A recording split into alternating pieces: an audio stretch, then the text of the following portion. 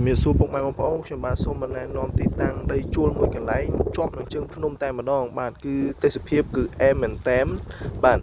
ទីតាំងនេះគឺយើងអត់លក់ទេណាសម្រាប់ជួលបាទនៅជាប់ជើងភ្នំតែម្ដងបាទធ្វើរបងព័ទ្ធចិត្តរួចហើយបាទហើយនៅនឹងគៀកនឹងផ្លូវអាស៊ាន Highway តែម្ដងបាទនោះផ្លូវអាស៊ាន Highway ណាពុកម៉ែបងប្អូន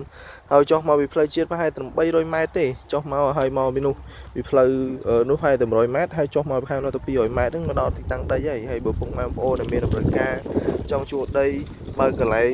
រកស៊ីឬកន្លែងអាហារដ្ឋានដែលនៅគៀកនឹងជើងភ្នំអីត្រូវហ្មងទីតាំងគឺយើងរៀបចំមកស្អាតអស់ហើយយើងនៅនឹងគៀកជើងភ្នំតែម្ដងបាទហើយនៅទំនប់សាំងនៅគៀកនឹងទំនប់សាំងស្នេហ៍តែម្ដងបាទទីតាំងគឺស្រួលទេពុកម៉ែបងប្អូនដែលមានដំណើរការអាចទំនាក់ទំនងមកកាន់យើងខ្ញុំបានបាទនៅជាប់នឹងជើងភ្នំបាទមើលនេះទេសភាពជើងភ្នំតែម្ដងបាទនេះខែប្រាំងឯណាពុកម៉ែបងប្អូនបាទបើសិននេះខែវស្សាខៀវងងឹតខ្ចីញញចឹងទៀតបាទអញ្ចឹងពុកម៉ែបងប្អូនមានដំណើរការអាចទំនាក់ទំនងមកកាន់ខ្ញុំបាទសូមអរគុណសូមគោរពលា